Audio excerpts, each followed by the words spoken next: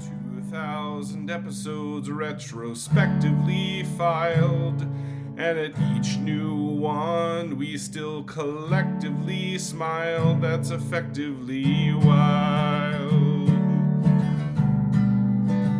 That's effectively wild. Hello and welcome to episode 2370 of Effectively Wild, a FanGraphs baseball podcast brought to you by our Patreon supporters. I'm Meg Rowley of FanGraphs, and I am joined by Ben Lindbergh of The Ringer. Ben, how are you? I'm doing okay, and I'm relieved to read in The Athletic that we are not the only ones who have been apprehensive about saying the name of young Yankees prospect and promising starter Cam Schlittler, which I just said flawlessly. There is a whole article by Brendan Cuddy who talked to just about all of the Yankees broadcasters about their fears surrounding saying Schlittler. And they're similar. So they have been gingerly saying it much as we have, and they have to say it much more often than we do, which you would think would make them more practiced at saying it, but also the perils for them are even more pronounced than they are for us. And, they're live. We are not. And the FCC can't fine us, so... Right. Yeah, you can't find me. You can't find me. You don't know who I am. You don't know where I am. You can bleep Meg, but you can't find her. No, you can't. And I also am mindful of the fact that, you're right. You get practice. Reps are certainly helpful in the correct pronunciation of anyone's name, but also with more opportunity comes greater chance of just goofing one. It's like how many times in the course of this podcast have we had to say Cam Schlittler's name? There you go. I got in my own head about it. I've been doing fine just in casual conversation because I talk about him so much, it's just like constantly coming up, Cam. But they, with reps just come opportunities for messing it up and in an embarrassing way. I'd almost rather, I wonder if, going into spring training next year, the move is just get it out of the way, mess up, say sure on television, because that's do you agree that that's the most likely way that it'll get goofed, or will someone say Schlittler? That's also likely. Ryan Rucco, one of the Yes Network broadcasters, he kind of did that the other day. He sort of stumbled over it. Here is Will Robertson. This game started by Cam Schlittler. Bound to happen one time. Didn't go all the way, but came close. And peered into the void. Caught himself, and then the clip of that made the rounds and went semi-viral. So that was just inevitable, as Rucco himself observed on that clip. But it is dangerous, but he doesn't mind because he's used to it. Because the story also quotes him, and people have unsurprisingly been mispronouncing his name his whole life. He said... Most people miss one of the L's in his last name, which is a German last name, leading to Schlittler or Schlitter. I guess it's not the worst way you could pronounce a name that ends with Hitler. Maybe. Or could be confused with think of Hitler, that. because that is what Schlittler ends with. If you omit that first L, then you've gotten yourself into a world of trouble. But he's used to it. He is forgiving. His friends evidently just don't even try anymore. Everyone just nicknames him and calls him something shorter and easier. So in the clubhouse, he is Schlitt, which is itself not super easy to say. I also would say you're just why focus on the last name at all, right? Make him Cammy. Exactly. Like lean into that, because that's much safer territory. Matt Blake, the Yankees pitching coach, calls him Cam or Schlitt dog. At a certain point, I have to question the veracity of the claim that you don't want to mess this up, right? At a certain point, I think you're fibbing. I think that you want to say Yeah. Schlittler. Maybe. I mean, now I'm hearing the potential Hitler problem there. You know, right. I hadn't heard it before, but now layers to this. Yeah. You have plausible deniability. Everyone misspeaks sometimes if you're on live TV for hours at a time. So it would be forgiven if you let one slip out or even did it on purpose but pretended that it wasn't. Yeah. What Michael Kay has done, though, and this is kind of the coward's way out, I must say, is that he will say the full name on first reference. So if he's starting in a game, he'll say it once. But after that, he just defaults to Cam or the big right-hander. The big right-hander. That's not specific enough. Yeah, as Kay says, I figure the more times you say Schlittler, the better chance you have of messing it up. Yeah. Which is probably true. Agree. Although I guess the more times you say Schlittler, the better you might get at saying it. I feel like I'm improving at saying it just in this podcast. So perhaps it's like exposure therapy. It's like you have to just force yourself to say Schlittler many times, and then it will really roll right off the tongue and be second nature. And then if you get in your head and you're staying away from it and you're just saying it once a game, then the stakes are super high and you're overthinking it and maybe you're more liable to screw it up. But that in itself becomes conspicuous if you're never saying his name for the rest of the game. If you're just referring to him by his first name, which is not typical, or just some generic reference, then it becomes clear that you are actively avoiding it. Yeah. And then that is in some ways worse, I think, than perhaps stumbling over it a bit. You gotta, I think, if you're a teammate or a coach, you can call him Cam, Cammy, Cam guy, Cam dog. You know, like Cam guy. That might have a different connotation. That might have a different. Yeah. Well, look, you know, for far too long, the assumed province only of the girls. But, yes, it's true. You know, they're Cam guys too. You know, he is well paid to perform on camera, so he fits the definition. Boy. I didn't mean to take it in that direction, but I did. I guess I did it accidentally.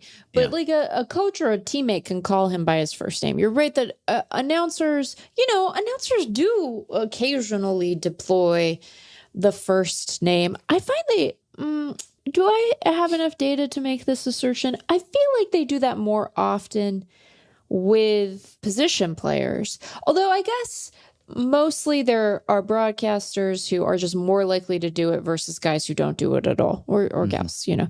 But there is like a remove that you are meant to maintain, which is sort of silly because like there isn't a remove. These folks work for the team, right? Yeah, they're very often employed. Can't really maintain journalistic objectivity or impartiality if you're on a team-owned RSN, essentially. But it does suggest like a lack of comfort with the name, and I think that this happens more often in the context of folks who have like Hispanic last names, you know, so or sometimes you have players from Asia where you can tell that there isn't a degree of comfort on the part of the broadcaster, but it's in the job description, you know, you gotta figure out how to say people's names, and they give you a little guide right there. So I don't know, Schlittler I didn't realize it was German. That's rough, you know, and I don't want to say that people have to change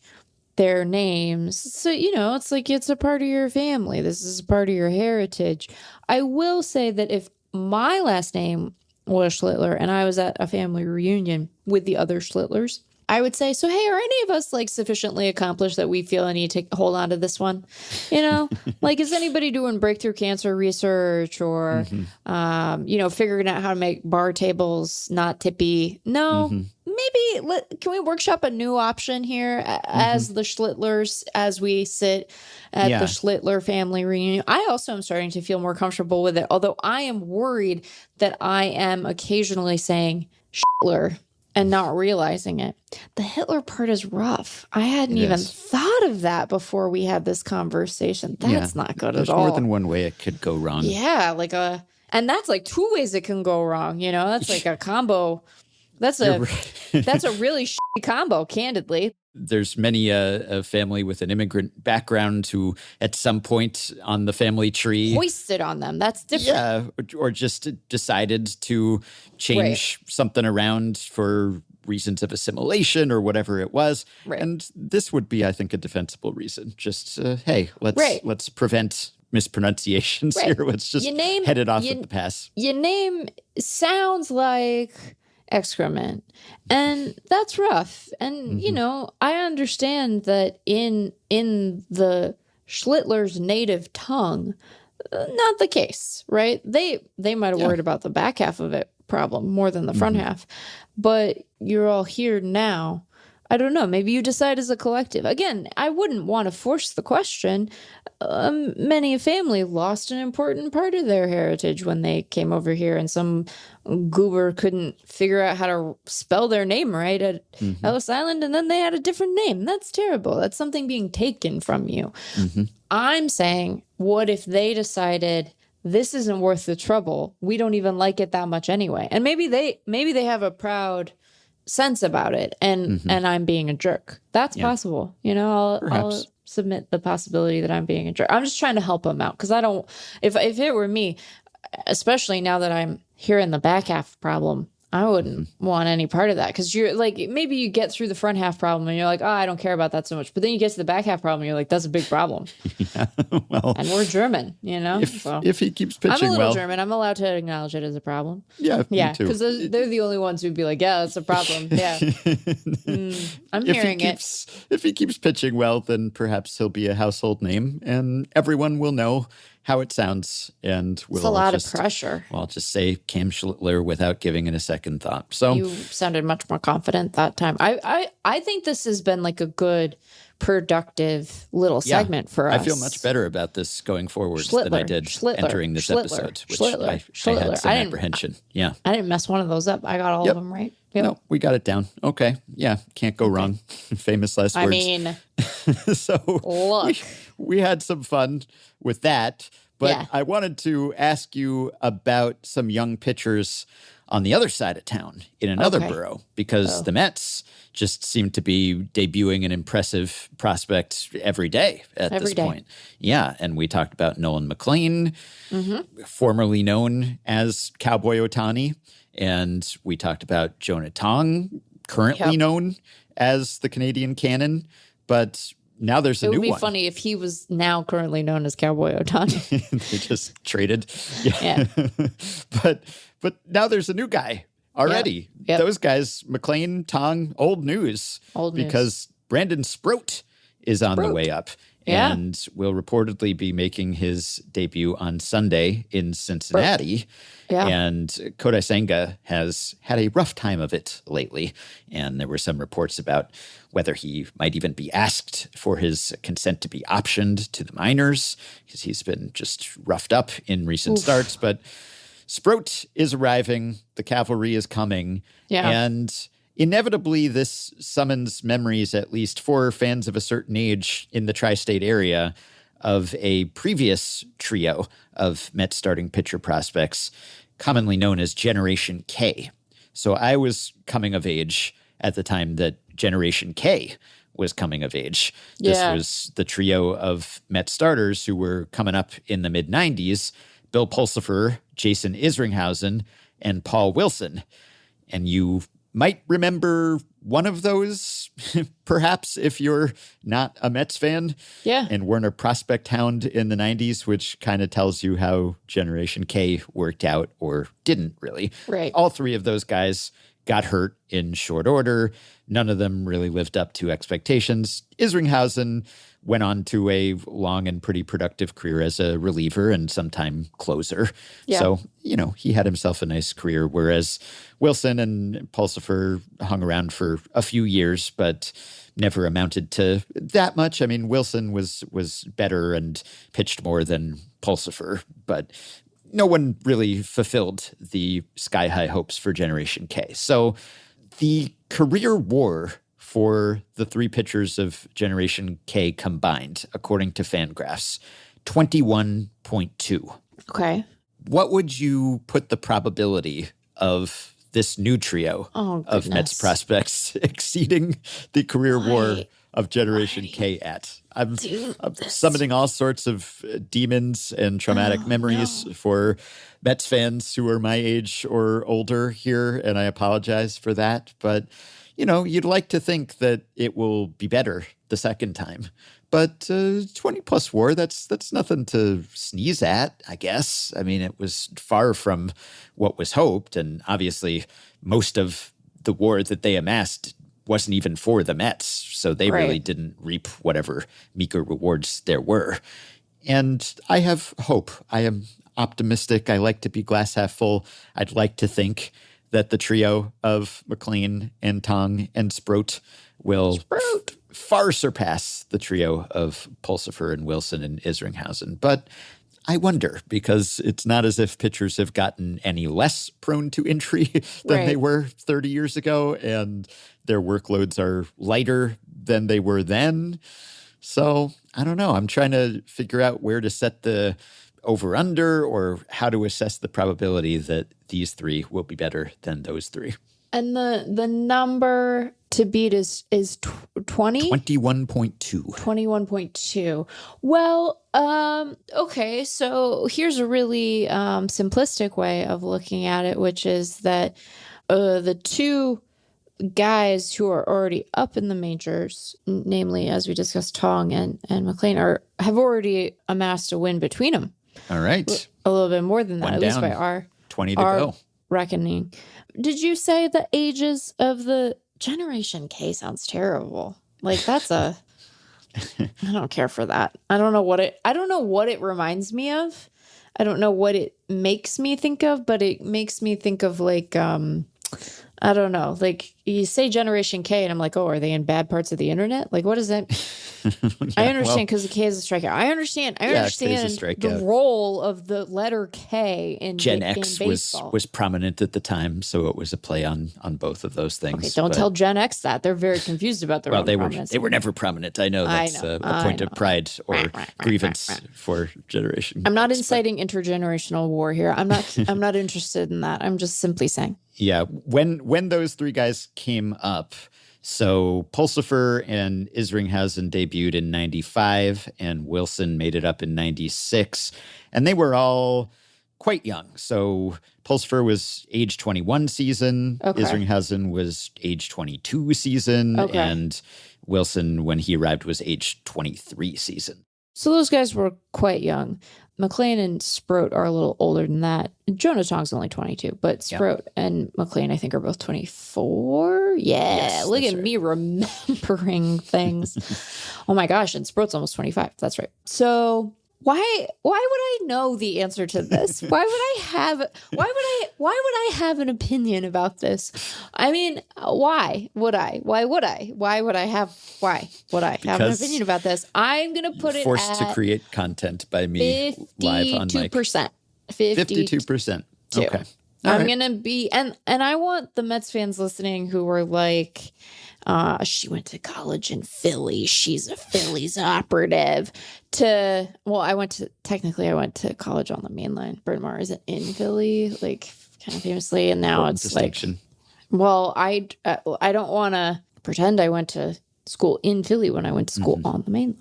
Mm-hmm. We are Philly's sticklers wonderful. For accuracy here. I am, and so are the fine folks at Bryn Mawr. So you're sitting there and you're like, that is so pessimistic. I view that as an optimistic number. I view that as optimistic, not pessimistic, because for one thing, Sproat hasn't even debuted in the majors, and this year has been challenging for him. He has a 4.24 ERA and a similar FIP in AAA. There's concerns about the fastball shape. There's stuff about that guy that, we're like, what do we do with this guy? I know that when Eric was writing the Mets list, like what to do with Sproat was like a big question for him, where he's like, I don't know what to do with Sproat. So, or he was like trying to work through it, right? And so Sproat's like a big unknown. And I don't want to say that we can fully say we know what we're getting with Jonah Tong and Nolan McLean either, because like it's been not very many. It's been not very many turns through. I mean, McLean has 4 starts under his belt, Tong just the 1 so far. But also, I think that they're good. I feel like the Mets have made some meaningful improvements from a pitching dev perspective. And really, it's just a question of how hurt, when do they get hurt and how hurt do they get, you know? And that sounds pessimistic, but they're pitchers. What do you want from me? I didn't create the arm, you know? I didn't invent the motion. That wasn't me. You take your grievance to somebody else. I don't blame you for that. So, yeah. Does that feel too pessimistic, too optimistic? I have no idea what a good guess is at this. Yeah, it's hard to say. It's hard to say. Get the long-term war projections from Zips or something and see what that says as a baseline. But I don't think it's unreasonable to suggest that even though that was sort of seen, it wasn't the worst case scenario for Generation K. I don't know what percentile outcome that was. If 50th percentile outcome is just kind of the median, what you would get from 3 prospects of that caliber if you sort of simulated it over and over and over again. Yeah. That was below a 50th percentile outcome, I would say probably, but then there are so many prospects who flamed out even faster than those guys did, who didn't even make it to the majors or didn't make it beyond a single season. And so those guys, they hung on for a while. Isringhausen was converted and was a serviceable arm more than that for years. So it wasn't the worst case scenario. It was far from the best case scenario. But I'm saying, Mets fans, it could be worse. He was the NL saves leader in 2004. Yeah, sure. I know I don't need to tell Mets fans that it could be worse because they will supply those scenarios in their own minds. But it could be worse. It could also be a lot better. And I certainly hope that it will be. And maybe it'll be cathartic. And maybe if you were disappointed by Generation K and sort of soured on pitching prospects forever, perhaps these 3, I don't know if these 3 have a nickname. If they don't, they should, or maybe they shouldn't. Maybe you just want to avoid just labeling them anything, given how Generation K turned out. So it might just ramp up the expectations too high, perhaps. But for anyone who's still dealing with unresolved issues stemming from Generation K, perhaps this trio will actually restore your faith in pitching prospects and pitching development. Who knows? I hope so. Okay, so I have a nickname-related thought. Okay. Did you watch Jonah Tong's debut? Did you watch the Tongster? That's terrible. Don't call him that. Okay, no. But you're like, wow, what could be worse than that? I'm loath to yuck anyone's yum. We're in an anti-yucking people's yum era, you know? We're opposed to that culturally. I think that there are times when we could yuck people's yum a little bit and it'd be fine and everyone would survive, but we've decided not to do that. And I think most of the time that's generous, right? Let people enjoy things. I understand the argument here. Having said that, did you notice the people at Jonah Tong's debut who brought literal tongs to the ballpark? Okay, try harder, you guys. This is my thing. I understand as like a first pancake that's a, that's a, I won't say a good one. It's a first pancake idea, Jonah Tong. Oh, it's Jonah Tong. His last name is Tong. Oh, Tongs. No, do better. Think harder. And I think that there's like I don't know what it suggests about people. I don't know. I don't know what it says about people that they felt the need to like come in with a gimmick for this young man's first start. Well, it says they're excited, which is they're good. excited, right? but like, here's the thing. Why not have hope, even if it gets dashed? No, have hope, have excitement. Jonah Tong is like a delight to watch. So fun, right? And it's like they're cutting to his family, and his family is so emotional, and they're so proud of their boy, and no one's worried about how to say his last name, and no one's worried that they're going to say shit accidentally. It's great. Things, everybody's kind of cruising.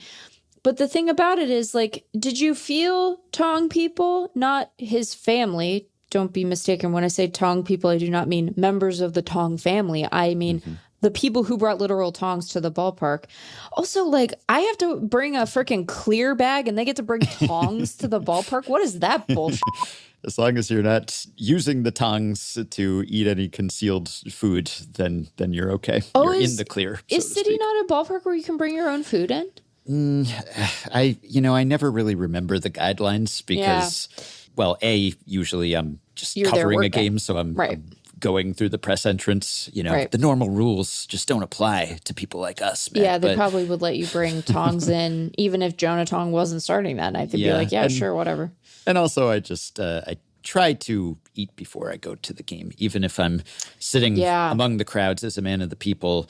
I don't get up and go to the concession stand all that often. Right, we've had this conversation. I never did really because I didn't want to miss the game and I didn't really want to wait in line. And Yeah. now with the pitch clock, you're So liable quick. to miss more, right? And also, you're just going to pay through the nose for anything Right. that you get there. So, yeah, I try to attend to my dietary needs before I go to the ballpark, if at all possible. We're getting sidetracked. But anyway, they bring in the tongs. And like some of them put tongs on posters. They like had them hanging from posters, which just seems unwieldy. Some of them were like holding the tongs. And I'm like, are you doing like tong, tong, tong, tong, tong? That's the sound of tongs. Yeah. Because I can't make metal sound convincingly. I'd be a really poor folio artist in that regard. But it's like, are they clacking the tongs? Is there a concern that they will not be able to say, well, I was the first one with the tongs? But like the whole point of like a ballpark thing for a particular starter is that everybody starts doing it. I don't know that there's like a tremendous amount of pride and origination there. Also, you shouldn't have pride and origination even if you were the first person with tong tong tongs, because like that's, again, it's such a boring first pancake. I'm just saying, like, let it come to you, you know, like let it wash over you. Get to know Jonah Tong's game. Get to have he's such a weird, it's so get weird. to know him Why? as more than a surname. Right. And like also like his last name, I know Tong and Tong, but like it's not like he's named after the grabby implement, you know? No. That's not the origin of that name. And it felt lazy. It's a creative city. You know, it's full of creative people. You can do better, is my point. Like, it's a backhanded compliment, but it's a compliment nonetheless. You all can do better than just clack, clack, clack, tong, tong, tong. Mm-hmm. Yeah, there is the idea of first thought, best thought. Just go with your gut. But you know what? Sometimes first thought, not best thought. sometimes a subsequent thought is superior. Right. Why would first thought be best thought? That's absurd. A lot of our first thoughts are not good thoughts. You're like, oh, trust my gut. A lot of your guts are bad. Your instincts are terrible. And I can be guilty. What do you know? You could do better than tong, tong, tong, tong. Yeah. And then there were the people who weren't even clacking the tongs. They were just holding it. And I was like, put it in your clear bag. Again, like they're able to bring tongs in, but people can take their shoes off. Don't have to take their shoes off at TSA anymore. And not just pre-check. We've already talked about this, but if I'm saying it again, in case someone in power listens to this pod and is like, she raises a good point. If folks don't have to take their shoes off in the TSA line anymore, I should be able to bring a normal freaking purse to the ballpark again. What is going on? It doesn't, and you still rummage through it. And then there's that invariably that one guy who's like, oh my God, you brought tampons. And I'm like, I am a lady and you wouldn't know if you didn't have to root through it. Absurd. Well, now that we've settled that, I guess I'll take the over on your 52% probability that they'll exceed Generation K, but not by much. And just because I'm feeling generous and I have no idea hopeful. if that's a good answer. I really don't know. Yeah. Yeah. No, it's hard to say. But there's so much that can go wrong. But as we said, also so much that can go right. I guess I'll say 60%. I'm feeling lucky, or at least 60%. I'm feeling like they'll be lucky. All right. So I enjoy saying Isringhausen, that was a fun one. And less fraught because you could screw it up. But apparently I'm having a much harder time, though. Yeah. Isringhausen. I used to be able to just like lickety split, especially when he was on the A's. It was just like Isringhausen. See, you just gotta. Yeah. The muscle atrophies, but it's not gone. You just have to work it again. Yeah. It's like riding a bike, saying Isringhausen. It comes right back to you. Schlittler. So we've been having some fun here, and perhaps the people waving their tongues were also having fun. But there have been people who have not had fun lately at the ballpark, and I'm speaking specifically of some players who have been embroiled in brouhaha and just have really been mired in bad blood and bitterness. And I speak, well, specifically, I suppose, of perhaps the longest home run trot, certainly on record. This was Rafael Devers hit his 30th home run of the season. it is important to point out that this was not his 30th home run as a Giant. Right. Because, of course, there is the extended drought of no San Francisco Giant having hit 30 home runs in a season since Barry Bonds. Rafi has hit half of his 30 with the Giants. Doesn't count. He has to hit 30 with the Giants. He's been hitting really well lately. Who knows? Maybe he can have a fantastic 15-homer final month and clear that bar. But Kyle Freeland of the Rockies, former Effectively Wild guest, took exception to Devers' admiration for his own home run the other day. And he was jawing at Devers. And then Matt Chapman came to Devers' defense. He's excellent at defense. That's his thing. And Willy Adames, also an excellent defender, ran right out and made a beeline for Freeland, almost in the way that you would see a teammate just rise to the defense of someone who got plunked, perhaps, or buzzed at least. And this was just words, and words are wind, as George R.R. Martin tells us. And yet here they were treated as physical sticks and stones here. This caused the benches to clear. It didn't quite graduate to brawl level, but there was definitely some milling about, and there was some holding me back, and there was some aggressive behavior, and there were some suspensions and fines levied. Nothing super long-term. No bats were thrown here. But still, this was bad blood, and of the kind that I almost felt like was a bit behind us. This almost felt like a bit of a throwback to just, it's just a guy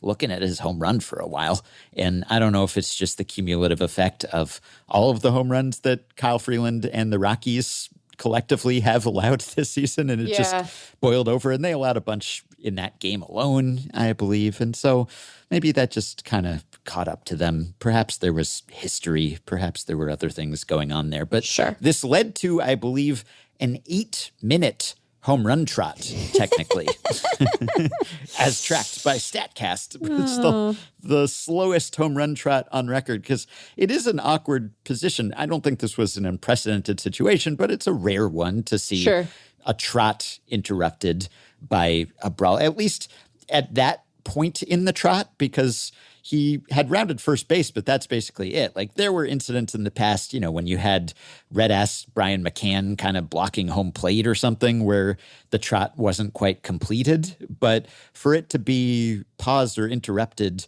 that early in the trot, and then what do you do as Devers in that situation? Because you have to complete your circuit of the bases for that to count.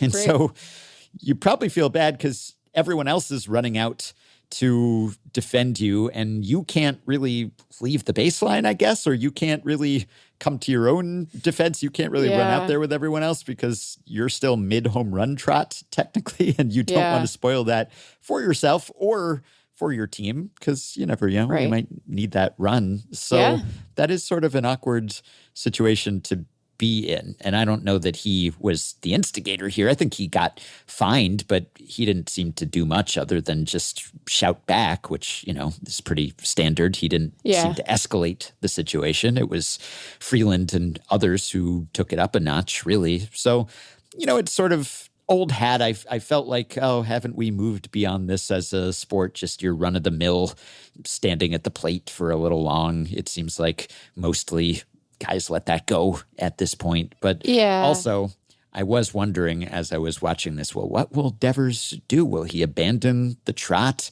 and the run and the run batted in and everything in order to take part in this bases clearing? Or will he just sort of stand there and eventually complete the trot? And eventually, 8 minutes later, he did. That's kind of remarkable. I admire the commitment, right? It does speak to a lack of distractibility, a single-mindedness. Yeah. Did you see Freeland's quote after the game? I didn't know about this until Ben Clemens sent it to me, because he was like, he didn't have a place to work it into an article, but he was like, I need someone else to have seen this. I was slightly surprised to be ejected, Freeland said. I understand that I was the one who instigated. So that right there is grounds for ejection. I understand that. Slightly surprised, but also not, because I understand the rules. What? What is that quote?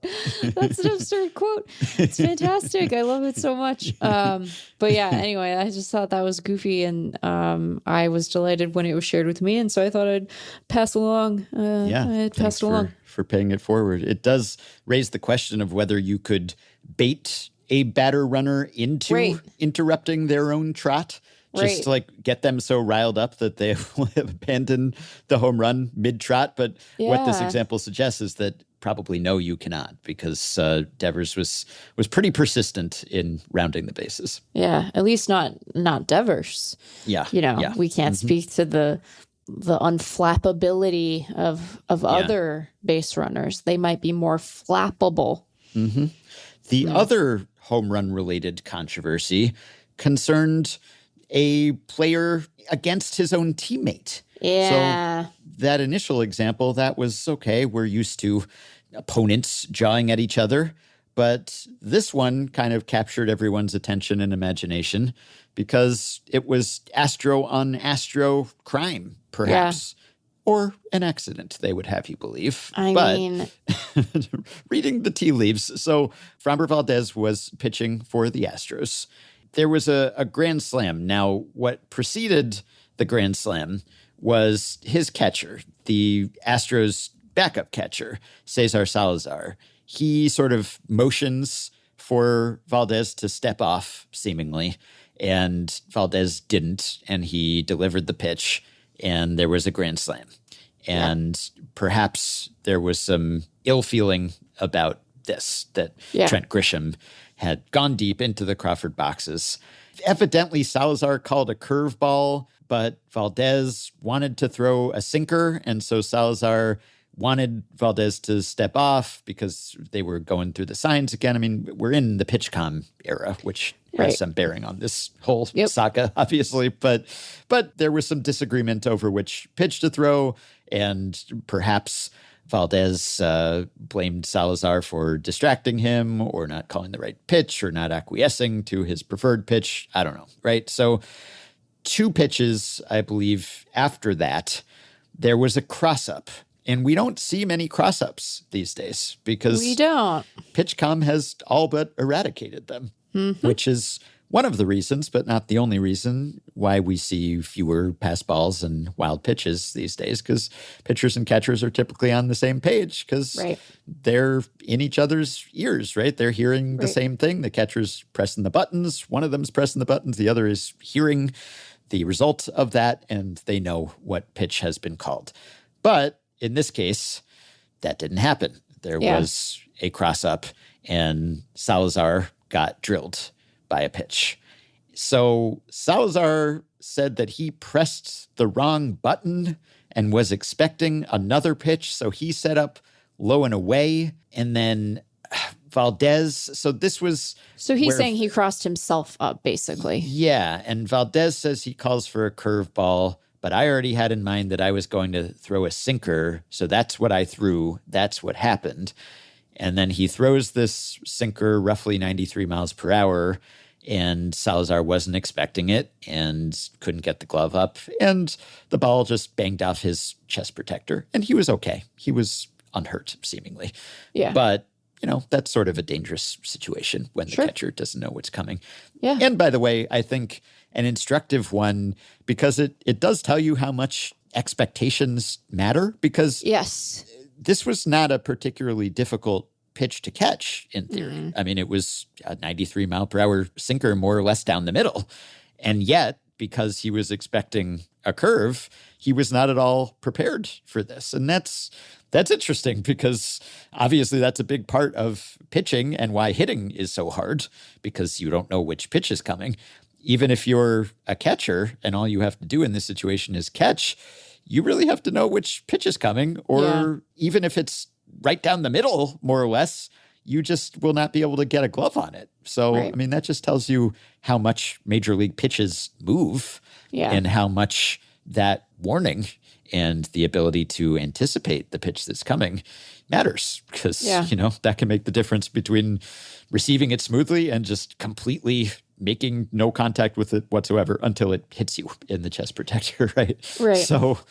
So that's one takeaway that I had from this. But then the other, the reactions, that is what everyone was picking up on watching this, because Valdez showed no remorse, no concern. There was no indication that he felt bad about this or was, oh no, are you okay? And my bad. There was nothing like that. No mea culpa gesture of any kind. He just kind of turned his back on Salazar and walked away.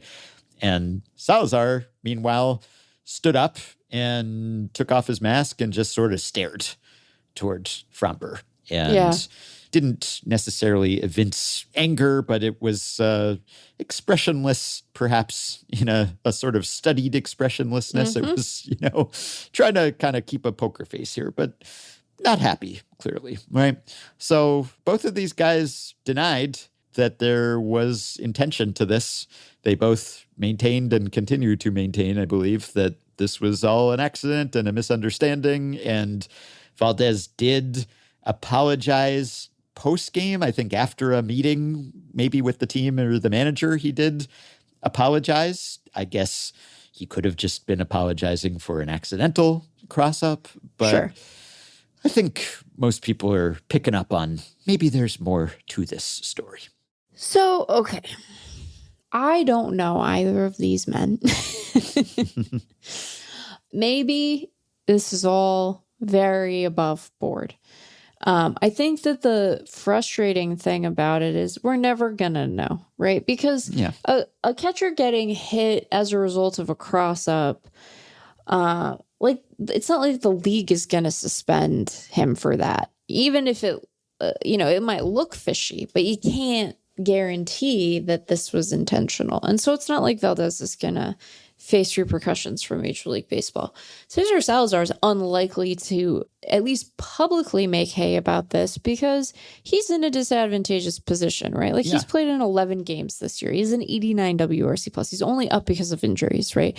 Yeah. And so it's not like he's going to make a stink about this. He wants to stay on the team. Right. Framber's the best pitcher on the team or the most valuable pitcher on the team this year. Right. So, And the Astros aren't going to proactively suspend Framber Valdez because of the reasons you just noted. And also because despite the fact that they have opened up a 4-game lead on the Mariners for the, for first place in the AL West, like they are vulnerable as a team, right? This is an injured club, even though they've gotten some of their guys back.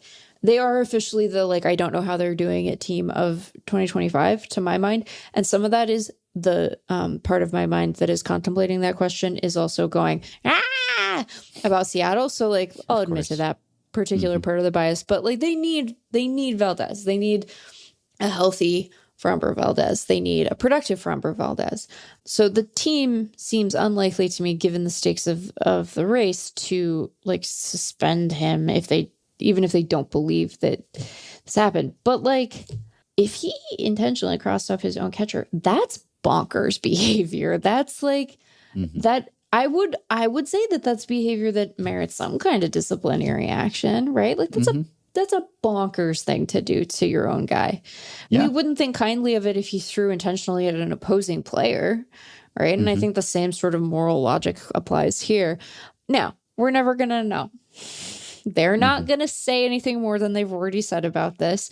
They are saying what they need to publicly to maintain some amount of plausible deniability. And for all we know, there will be some private, behind closed doors, something or other that gives a consequence for this. Again, assuming that it was intentional, which I don't know them. So I don't know for sure, but it sure looked intentional. It looked like he crossed up his own guy and beamed him in the chest. That is how it looked. That is exactly what it looked like. Yeah. It could be an accident. It could have been an accident. It could have been. Yeah, because so Framber doesn't use a pitch comm himself. I mean, he has the headset, the receiver, but he doesn't. Right, but he doesn't have a saying it's not a transmitter is probably not technically accurate, but you know what I mean? He can't like volley back is the point. He doesn't call his own pitches. And so he was asked how he could call anything in that situation because he said, I called for a sinker and that's the pitch I wanted. And he said, it wasn't necessarily what I called for. That was just the pitch that I had in mind. Yeah. Well, Salazar's not a mind reader. That's what you have PitchCom for. Right. And then he said he called for the curveball. And then Valdez claimed not to hear that because of the noise. And then when he realized he didn't want a curveball, it was too late. He was already in his throwing motion. And you can't stop your motion once it starts. Then you're liable to have a Dick Windbigler situation, I guess. So it was just past the point of no return. And he did acknowledge fault. And he said he apologized not only after the game in the clubhouse, but also in the dugout. He said, I called for that pitch, I threw it, and we got crossed up.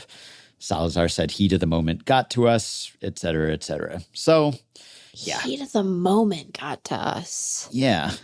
That's an interesting thing to say in response to all of this. I don't know. It doesn't look good. And I can completely understand why and maybe he did maybe he crossed himself up, right? Like maybe Salazar really did call for the wrong thing, like literally pushed the wrong button on the PitchCom. And so he set up in a place that he wasn't supposed to be. And then and then bing, bang, boom. You have like this like weird little, but it wasn't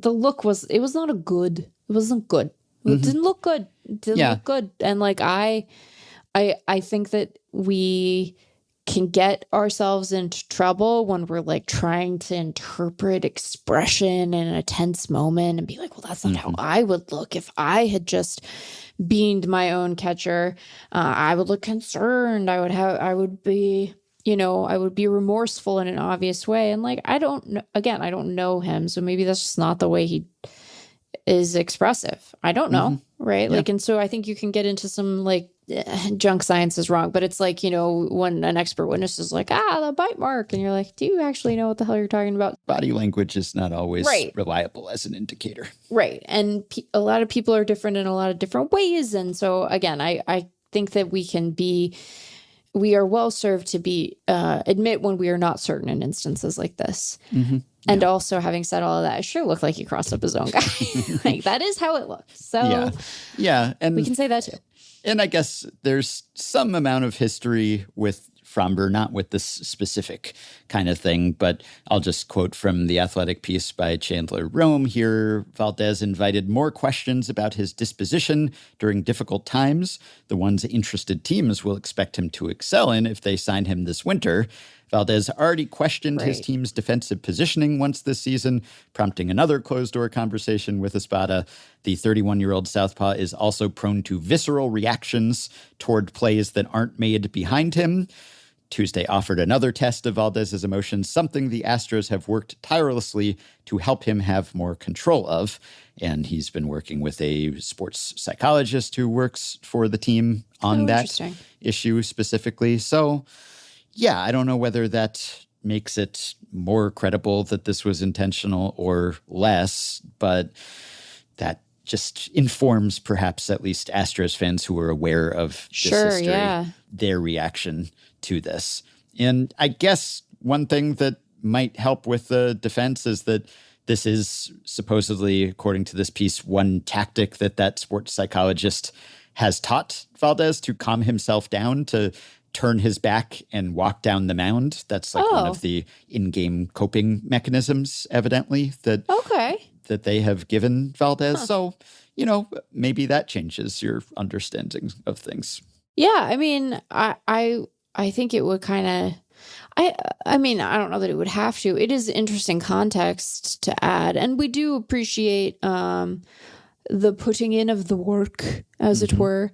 Maybe it's all above board and it's just a bad look, it doesn't, or maybe he had a momentary sort of lapse in his emotional regulation, as we know he sometimes does, and didn't have the wherewithal in that particular moment to intervene on himself effectively. But he does experience in the aftermath of that genuine regret. Maybe, there's any number I forgot about the free agent part of this, which is another reason he would be keen to downplay it. Right, exactly. And his agent was kind of making the rounds, trying to douse the speculation about this, and doing so in no uncertain terms, perhaps even protesting too much. But you can understand why. Now, I wonder how much this would actually affect his market. I guess if it were demonstrated beyond all doubt that, yes, he actually threw at his own player, which is not only are you endangering someone's safety, but also you are affecting the team in that case. It is bonkers behavior, to be clear. Like, if you did that, that would be very bad. I think we want to have like nuance in the conversation. We want to allow for the possibility that we don't know the definitive answer to this.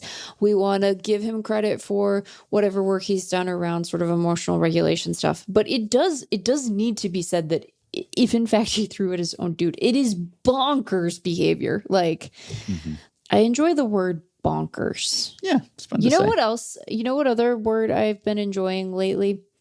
Butthead. We should call more people buttheads. There's something really satisfying about that. Like, we shouldn't call them that if they're not being a butthead, to be clear. Right, but when someone is being a butthead, we should call them buttheads. Like, it's kind of a throwback. It's sort of a schoolyard insult, but in a way that it feels fresh when you use it as an adult. It's a little crude, obviously, but it's not too crude. Like, Shane's not going to bleep out butthead. No. There's no need to bleep out butthead, although I'm sure there might be some parents listening with their kids that were like, thanks for introducing that word to my kids' vocabulary. Snickering right now as they're listening, but that's all. So yeah, I kind of like that. It's sort of sophomoric, but in a endearing way. Fun way. In a fun way. Yeah. So like, here's what I'll say. If he threw at his own guy, not only is that bonkers behavior, he was being a real butthead. Yeah.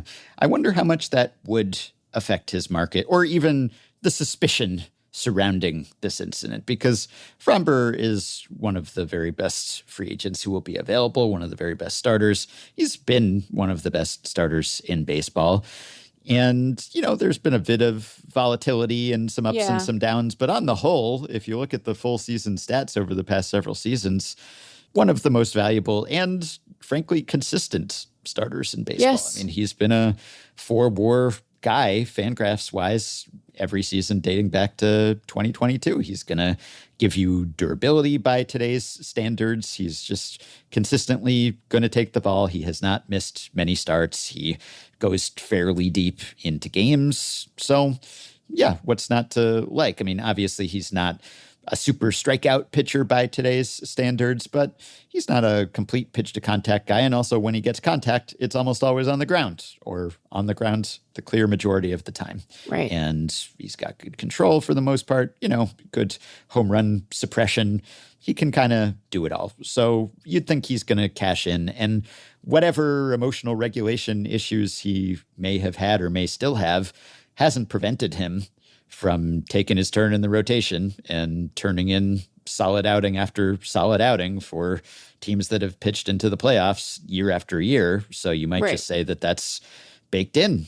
Maybe you're going to get that with him, but also you're going to get everything else that comes with that. So I don't know, unless this were proved beyond a shadow of a doubt to be him actually attempting to injure, or at least really risking an injury to a teammate in a fit of pique, then all this other stuff about maybe letting his emotions get the better of him from time to time, well, he's not the only pitcher to have that happen, and he is one of the best pitchers, period. So if it is preventing him sometimes from being his best self, it's not precluding him from being one of the best pitchers regardless. I have to imagine that, like, this is clearly a known issue.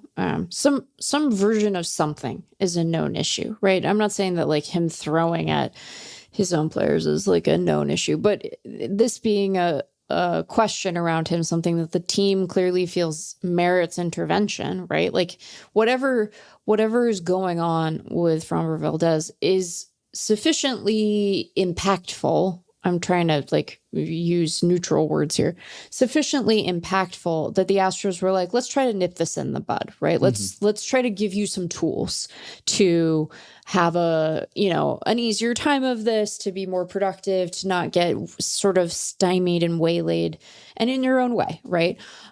So I imagine, given that reality, that there will be a conversation with every team that might want to sign him about like, well, what's the deal here? Is this still an issue for you? Have you found useful coping mechanisms and means of self-intervention, stuff like that? But he's very, very talented. And so I imagine that as long as he is able to answer those questions in a satisfactory manner, that they will say it's fine, and still sign him, because here's the thing about big league teams. They accommodate a lot of buttheads, and sometimes those buttheads are like really big buttheads. Yeah. And I don't know that he is a really big butthead. I don't know that he's a butthead at all. He might have been a butthead in this instance. Would you like me to stop saying butthead? I'm really enjoying it. Butthead. Yeah, no, not necessarily. Do we think that, did the first person go, yeah, butthead, that's the stuff, Was that the conversation? Yeah, maybe it was like the first person to bring the tongs to Jonah Tong's start. No, except it's in this not case, like that, it was because first thought, butthead best is thought. good. That is a good thought. It works. But the other reason I think this was intriguing, well, it's always intriguing when somebody's drama gets aired in public, potentially, and things get messy. Because how many stories have we heard of clubhouse discord? But only fairly rarely does it really break out into public view. Yeah. Sometimes you catch something in the dugout, or Jonathan Papelbon chokes Bryce Harper, but so often this stuff will leak out and it's just not caught on camera, and the players have the sense to keep it behind closed doors. Right. And so when your dirty laundry is just in HD for everyone to see, if that is in fact what that is, then of course we're all going to rubberneck at that the way we would at any kind of interpersonal drama that we happen to oversee or overhear. But I also felt like it's been a while since we've had a team. Been a while.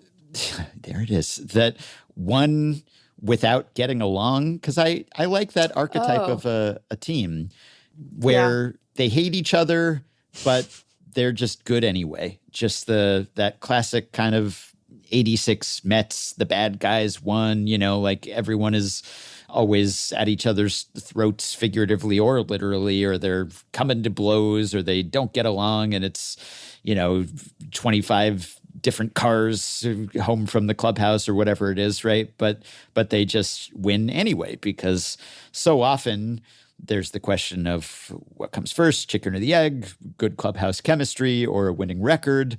But regardless of which comes first, they usually go hand in hand. And maybe the good chemistry helps you win, or as is often the case, you win. And so everyone gets along because you're happy at work because things are going well for you. But I like the kind of Bronx Zoo team that's just like a bunch of different personalities constantly clashing, but when the game gets going, they're just good enough to make it work and pull together. And it's just, sometimes it boils over and it's good tabloid fodder, but it's also a good team. There's a lot of harmony. And obviously the Astros, I don't know whether the fact that the Astros were involved in this made it more viral than it would have been otherwise. But with the Astros, it was them against the world. It wasn't so much them against them, unless you were AJ Hinch very impotently trying to prevent people from stealing signs and then immediately just being run roughshod over and not knowing what to do. But, there were some conscientious objectors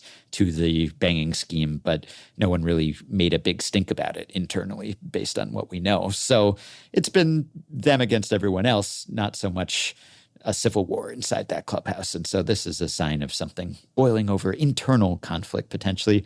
Or maybe we're all just messy and we love drama and we're finding it where it doesn't exist.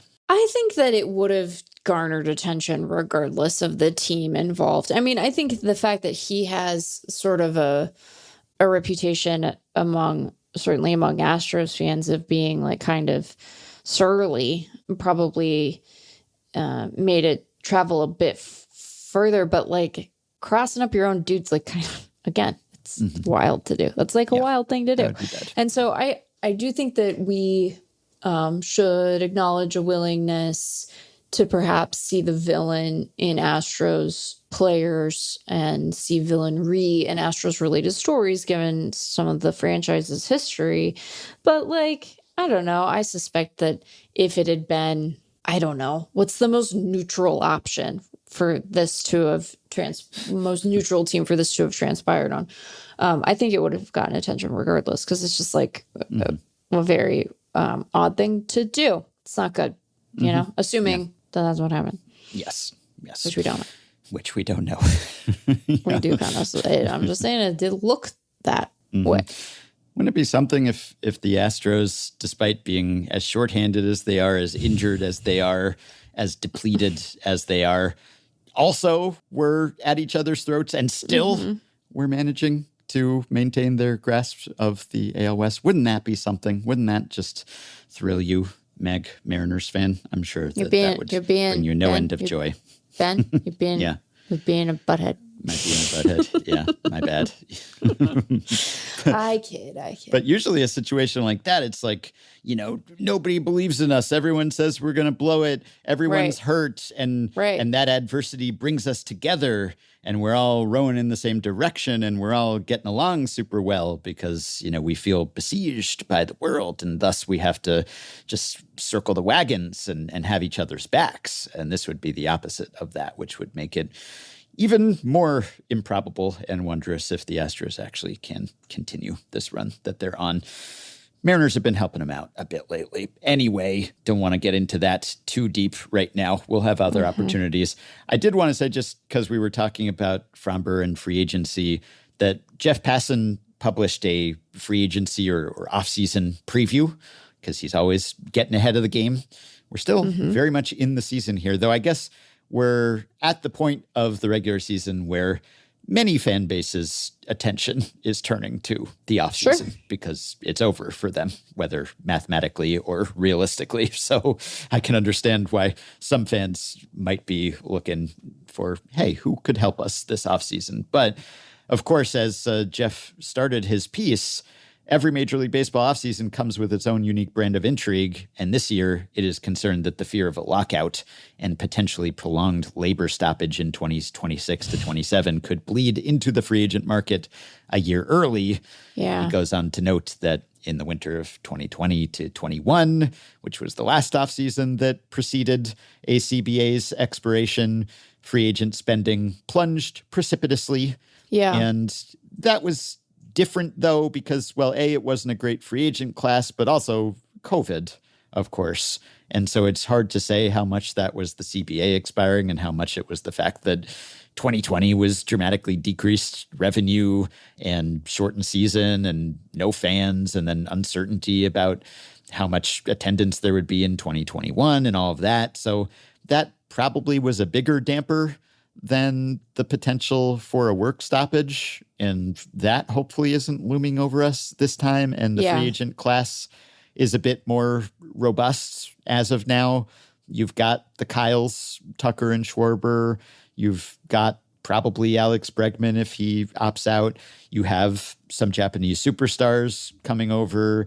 You have Framber, et cetera, right? You have Dylan Cease. There are guys. So do you think that that will be a big suppressor on spending? Or do you think that we will see a lot of teams just trying to work out one-year deals or even players, perhaps? On the one hand, I hate to fret about that before we even have to. But we're not far from the point where that will start to have an impact on the actual contracts that get signed or don't. So I do wonder just how the near certainty seemingly of a lockout and then the real possibility of a shortened season, canceled games, it's got to play into teams' thinking. I wonder if the place that we will see it manifest most is actually in contract duration. Like if you assume that the season after is going to be shorter? Does it change like how long you want guys under contract? Do you want them around longer in a weird way? Because like you may as well get productive time out of them. I can't believe you're making me contemplate this question. It's really quite rude. I mean, it seems unlikely to me that like it won't matter at all. Of course it'll matter some. It seems like it would have to, because you don't plan as a team. You don't just plan payroll like 1 year ahead. Yeah. You're planning payroll multiple years ahead. And so you have to be mindful of both the amount of sort of how long are you trying to fit that player into your long-term plans, and what do you anticipate revenue being, both in terms of whatever changes the CBA itself might yield, and then, the fact that you will have, in theory, lost game revenue and gate as a result of a protracted labor stoppage of some stripe. So I think you have to think about it. It has to be on there to some degree, right? Yeah. And obviously for anyone who's wondering, salaries, paychecks stop during a work stoppage. So it's not as if teams are going to be wary of this because the money is guaranteed and you're going to get paid even if there's no season. If there's no season, you're not going to get paid. But there's also going to be less revenue if there's no season or if there's a shortened season, and that affects your financial projections. And also if there's a possibility that you might just lose a season, which I hate to raise the specter of. But if you're factoring that into your calculations, well, that's a big part of signing a free agent is your short to medium term future, because it's pretty tough to project where your team will be, let alone where that player will be beyond that. I vaguely recall a Russell Carlton study from years ago where he kind of looked at, as I recall, it was like 3 years out from the current season, your current record basically had no bearing on what your record will be like 3 years hence. It's just, if you're a bad team now or a good team now, it's like 3 years from now, you know nothing, essentially. Now, maybe if there were projections and if you knew about the farm system and all of that, maybe there would actually be some ability to project there. But you can't really tell more than a few years out anything about how a team will be faring down the road based on how it's faring now. Yeah. So there's going to be that uncertainty. If you're signing a big free agent, then you're probably doing it because you expect to contend in the near term. You probably think you're in your window where you want to win, and you'll be there this year and you'll be there the next year. And if there's some possibility that there will be no next season or season after next, well, that's probably going to make you a bit more likely to sit on your hands or at least lower your offer. Then again, the players might be incentivized to accept less if they think that, I'm going to have to stretch this money further because I'm not going to have revenue coming in if there's a long strike. Obviously, there will be a strike fund and everything, but, there will be less money coming in for the players in that eventuality. So it could affect both sides' decisions. Yeah. And I hope that that's not looming over this whole offseason, because it's going to loom over the following offseason. We know that for sure, right? Yeah, that we know for sure. So it'd be nice to think that we could delay it until then, but we can't. Something that seismic potentially is obviously going to color teams' thinking before the lockout is actually declared. And unfortunately, that starts soon if it hasn't already. Yeah. Oh, boy. Bummer. I know.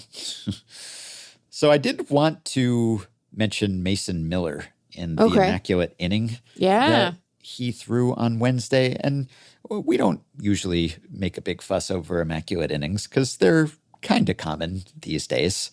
And we're impressed by pitchers generally, what with their wizardry and stuff. But the immaculate inning itself doesn't really rise to the level of effectively wild banter typically. But in this case, I think it does. So Mason Miller has been more or less immaculate for the Padres since they acquired him at the deadline, and they paid a pretty penny in prospects. So they're getting what they wanted from him thus far, as opposed to some other teams who have traded for late inning relievers who have self-destructed since the deadline. Yeah. Ryan Helsley has not fared quite as well with the Mets. It's been bad. But Mason Miller, he blew away 3 Orioles in this inning. It was in a losing effort, and he entered in the 8th, and he faced the Orioles' 2-3-4 batters, which sounds impressive. Hey, that's the heart of the order. But it was Jeremiah Jackson, Ryan Mountcastle, and Emmanuel Rivera, which I guess tells you something about the Orioles lineup these days. But he blew him away. And why this was notable? Well, it was for two reasons, I guess. This was the third time on record. So in the pitch tracking era, Sarah Langs had this stat. There have been 63 immaculate innings in the pitch tracking era. That's dating back to 2008. And this was the third time that a pitcher had recorded an immaculate inning throwing one pitch type exclusively. So there was, I think it was 2022, Phil Maton did it with four-seam fastballs only. 2019, Josh Hader did it with sinkers exclusively. But here, Mason Miller did it with sliders exclusively. So this was just the third on record that was one pitch type only, and the first time that was a non-fastball type. This was the only time, I believe, that anyone has recorded an immaculate inning on record with no fastballs of any kind thrown. Just the all off-speed or all breaking stuff immaculate inning. Oops, all sliders. And that is pretty impressive to me, more so than the standard immaculate inning, I think. I was talking about this on the Tipping Pitches Patreon pod immediately after it happened, and I was trying to puzzle out whether this was more impressive or less impressive. I think it's more impressive. It's more impressive just to throw the same pitch over and over again. Yeah. Because you're not really giving anyone a different look within those plate appearances. And that pitch has to be so effective that you can throw it 9 times and get 9 strikes, and that's that. But to do it on a slider as opposed to a fastball, this is what I was really trying to reckon with, because on the one hand, sliders are whiffier pitches typically than a four-seamer or a sinker. You're going to get more swings and misses on average on a slider than on a fastball. But you're also going to really rely on chases because you're not usually going to throw all those sliders in the zone. With a fastball, with a sinker, you can sneak one in there and maybe Anthony Volpe will take it while your catcher gets crossed up when Framber Valdez throws a sinker right down the middle. So you can get a called strike on those pitches. But in this outing, only one of Mason Miller's sliders was actually in the strike zone. He got one called strike of the 9. I don't think he threw one pitch in the strike zone. He got one called strike, and it was just 8 chases and 8 swings and misses. So that seems both more impressive because you can't just steal a called strike there if you're not even throwing one in the zone, but less impressive because it's a little easier to get swings and misses with a slider than with a fastball. So I don't know. What do you think? Does this impress you much more so than the standard immaculate inning? I think so, for the reasons that I don't tend to get too worked up about it because, like, you could conceive of a sequence like this, you know, with 1 or 2 bad pitches thrown in that make you go, like, that disrupt the immaculateness of it, right? And still be like, wow, that was a really great inning, right? The results are the thing that are ultimately the most impressive, I think. But like doing it this way, it does seem very cool to me because it's like, this is a hard thing. It doesn't happen often. What if I cranked up the degree of difficulty for myself a little bit? Like, and then he did it anyway. That's pretty cool.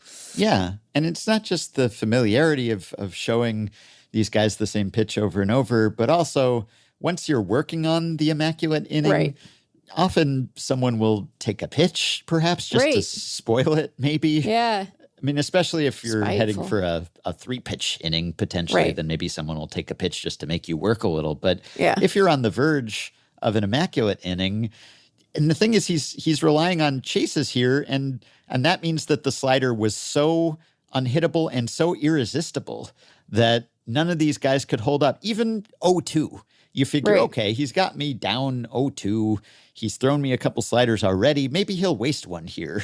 And he kind of did. I mean, he threw some sliders outside of the zone here. He threw almost all of them outside the zone. And yet still, no one could stop themselves from going around or even just saying, okay, he's 1 strike away from an immaculate inning. and I'm down 0-2 here. And I got to narrow my zone a little bit. I mean, you have to protect, of course, and maybe you're a little more likely to chase, but you'd also think, I've seen what he did to the previous two guys, and he got them to expand their zones and chase. Not going to let it happen to me, but it won't happen to me.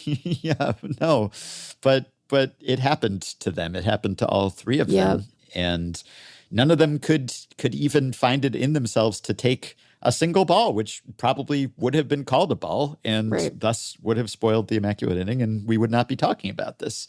And yet they couldn't. And that just inevitability of it, I think, just mowing them down with the same pitch, not even throwing strikes and still getting strikes, I think that to me makes it much more impressive. I agree. Yeah, I think that's right. Okay. Well done, Mason Miller.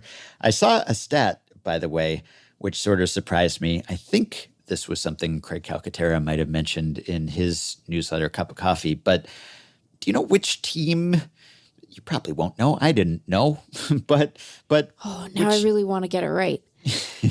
See, now I've taken the pressure off you because I acknowledge that I wouldn't have gotten this. But I'm putting pressure on myself. It's just gravy if you get it. But which team has held its opponent scoreless the most times this season? So the entire season, not just like recently. The whole season, but yeah, just scoreless pitching appearances collectively, not single pitcher shutouts, but team pitching shutouts. That's me drumming my fingers on the desk. Can you hear it? Yeah. I'm drumming. I'm going, think. Now I'm drumming my fingers on my head and I'm going, think. That I can't hear. Poo. Think. Did that work? Yes. It'd be really cool to be a folio artist. I feel like that would be a really satisfying job. It's Foley, I believe. Foley? Foley, I think. Yeah. Man. Yeah. Well, you said you weren't qualified to be one, so I guess that tracks. Yeah, there you go. That's right. The team, is it the Phillies? It's not the Phillies, but you'd figure it would be the Phillies because that's why I guessed it. Yeah, like you'd probably just guess the best pitching team, right? Yeah. And that's not that though. Oh. It's the Pittsburgh Pirates. No way. Yeah, the Pittsburgh Pirates have pitched 17 scoreless games this season. How many of them were started by Paul Skeens? I also wondered that, and I just quickly looked. I believe only 6. Oh, that poor guy. I don't know if that is only. I say only, but I mean that's more than a third. He's not throwing a third of the games, so that but it's disproportionately he is their very best guy. Yeah, but as we know, he's had many an outing, perhaps when he pitched some scoreless innings, but whoever followed him did not. Famously. But yeah, 6 of these were Skeens starts. But even if you strip out the Skeens starts, they have done it as many times as the Phillies have, because the Phillies have done it 11 times this season.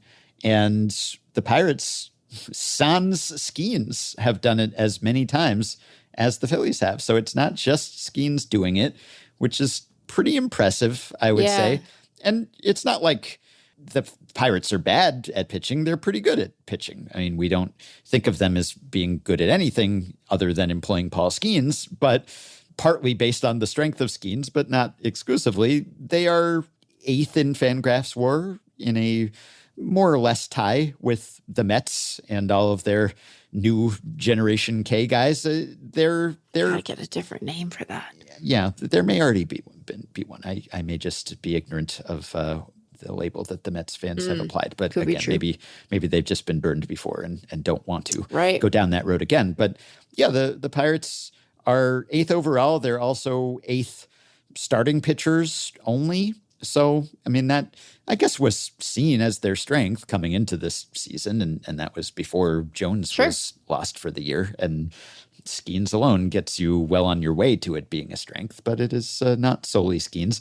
But I guess it is largely, well, not random, but certainly dictated by some randomness, just because, you know, you might have a great outing, but it's the difference between 0 runs and 1 run that might not actually be all that indicative of your strength as a staff. It's just certain things happen to go right on a certain number of days. And so you look at the top teams, it's the Pirates, who have 17 such games, the Tigers at 15, the Padres at 15, and then the Cubs 13, the Rangers 13, the Brewers 12, the Cardinals 12, the Guardians, the Astros, and the Phillies all have 11. And then the other teams with double digits are the Royals, the Yankees, and the Rays. So aside from the Pirates, these are all teams that are either bound for the playoffs or made a real run at it. We're in serious contention at some stage of the season. So the Pirates are an outlier in that respect. They're the only team with double-digit number of these games that is just a bad team that was really never in it. So they do stand out in that respect. That's amazing. I picked the right state. Yeah, I guess that's true. Yeah, that's something. It is true. Yeah, that's close. Where do you think the Pittsburgh Pirates play, if not the state of Pennsylvania? Yep, I've been there. I can confirm that that's true. To the state? And to the city. And to the ballpark. To the city. Even. I've never been to Pittsburgh. Yeah, it's nice. Yeah. That's not me going to school in Philly either, No.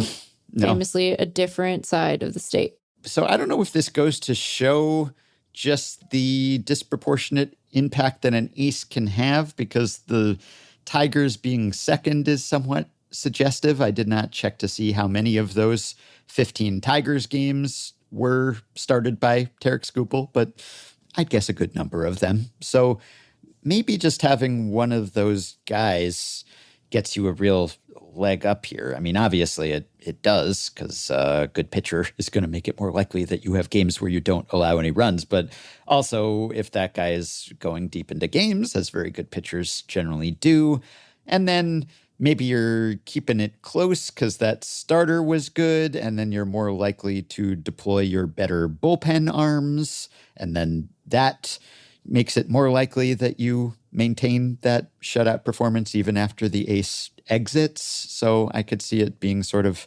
self-reinforcing, I guess. And often in the Pirates' case and in Skeens' case, I mean, he hasn't always gotten the strongest run support, because the Pirates also have an issue scoring runs, unfortunately for them, which is why they have been a bad baseball team despite some pitching skill.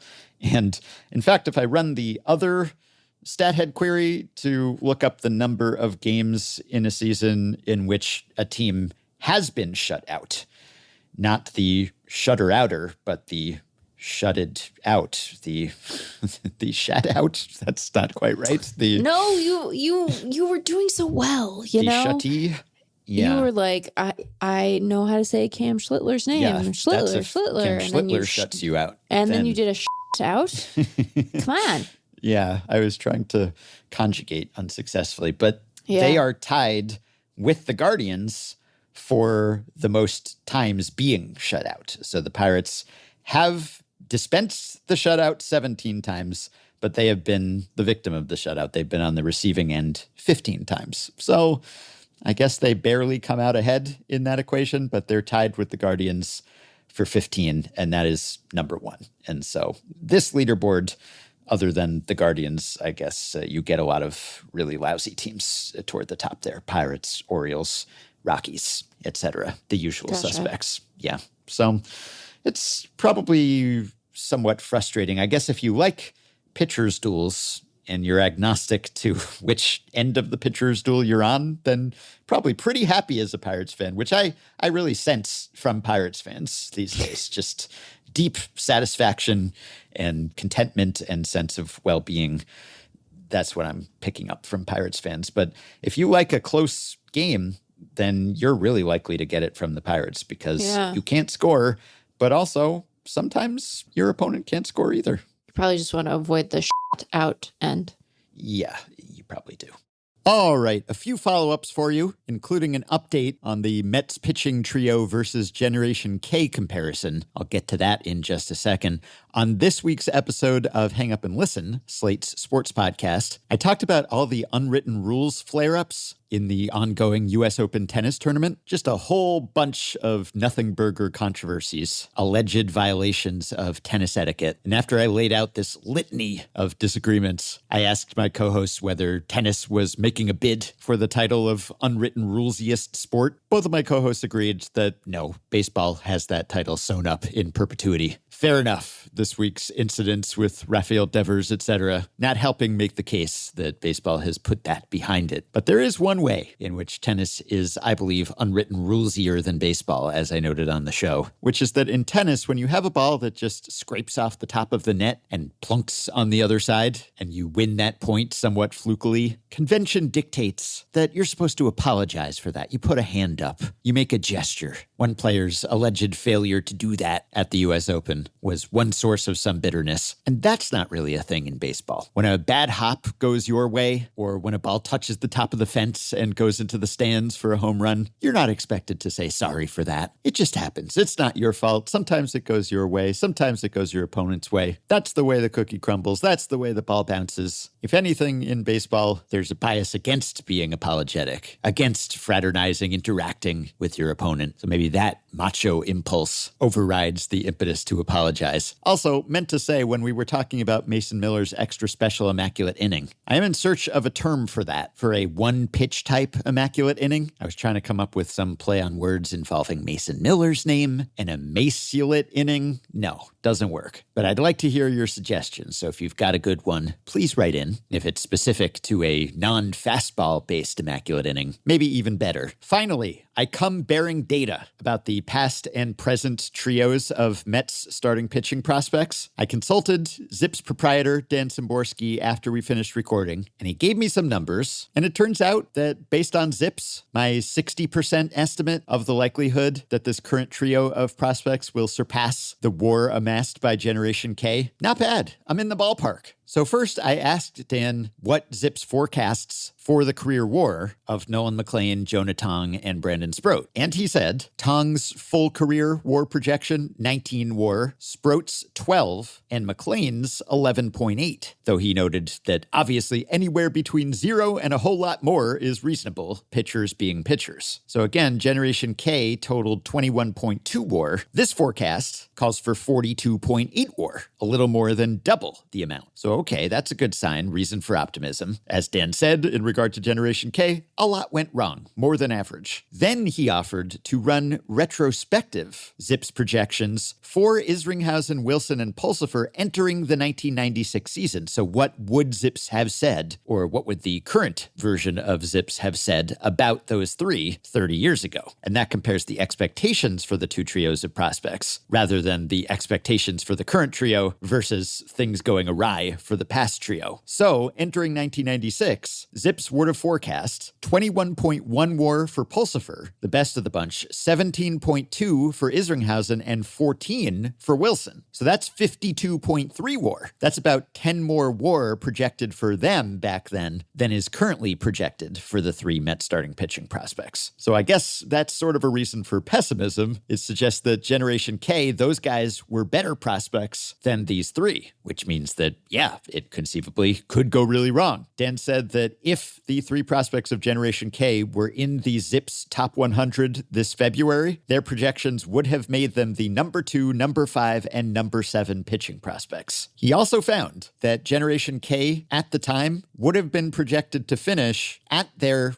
actual 21.2 combined WAR or below in 19% of simulations. So their actual outcome was worse than a 20th percentile outcome for them based on those projections. And here's the kicker. Zip says that the current trio would surpass Generation K's 21.2 WAR 68% of the time. So that's the probability that Zips gives Tong, Sproat, and McLean for being better than Generation K when it's all said and done, 68%. Not so different from the 60% that I said. Now that probability sort of surprised me because 42.8 WAR is the current trio's combined projection. That's sort of the 50th percentile expectation for them. So I thought, the 50th percentile projection is that they'll be about twice as good as Generation K were, and yet Zips thinks thinks that there's still a 32% chance that they won't be better. So I said to Dan, if that's the baseline, that 42.8 WAR, I was sort of surprised that they don't have a greater than 68% chance of getting half of that, which is Generation K's total. But as Dan noted, it's not a normal distribution. Young pitchers with good projections tend to have a rather muted middle compared to a bell curve. And it can be rather extreme with interesting projects with bad control. Tanner Scott and Michael Kopech had notably bimodal distributions. So yeah, you could suffer a career-ending injury and end up with 0. A lot can go wrong is the moral of this story, and also the story of Generation K. But odds are that these Mets starting pitcher prospects will be better than those Mets starting pitcher projects. So we'll just have to revisit this in a decade or two. And for all I know, Effectively Wild will still be going at that time, provided we continue to receive generous support from our Patreon supporters. And if you haven't already, you can become one by going to patreon.com/effectivelywild and signing up to pledge some monthly or yearly amount to help keep the podcast going, help us stay ad-free, and get yourself access to some perks, as have the following 5 listeners: Jeremy, a second Jeremy Davidson, Galen, Evan H., and Will Cruacy. Thanks to all of you. Patreon perks include access to the Effectively Wild Discord group for patrons only, monthly bonus episodes, playoff live streams, prioritized email answers, personalized messages, discounts on merch, and ad-free FanGraphs memberships, and so much more. Check out all the offerings at patreon.com/effectivelywild. If you are a Patreon supporter, you can message us at the Patreon site. If not, you can contact us via email. Send your questions, comments, intro and outro themes to podcast@fangraphs.com. You can rate, review, and subscribe to Effectively Wild on Apple Podcasts, Spotify, YouTube Music, and other podcast platforms. You can join our Facebook group at facebook.com/group/effectivelywild. You can find the Effectively Wild subreddit at r/effectivelywild. And you can check the show notes at FanGraphs or the episode description in your podcast app for links to the stories and stats we cited today. Thanks to Shane McKeon for his editing and production assistance. We'll be back with one more episode before the end of the week, which means we will talk to you soon.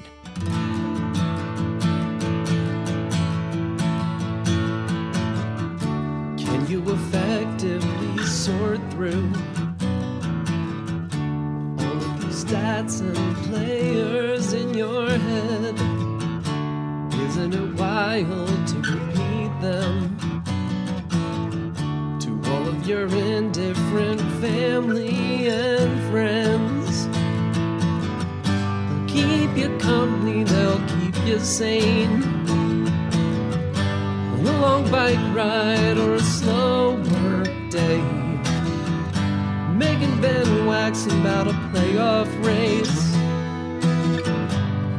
or whose bat's hard. It's a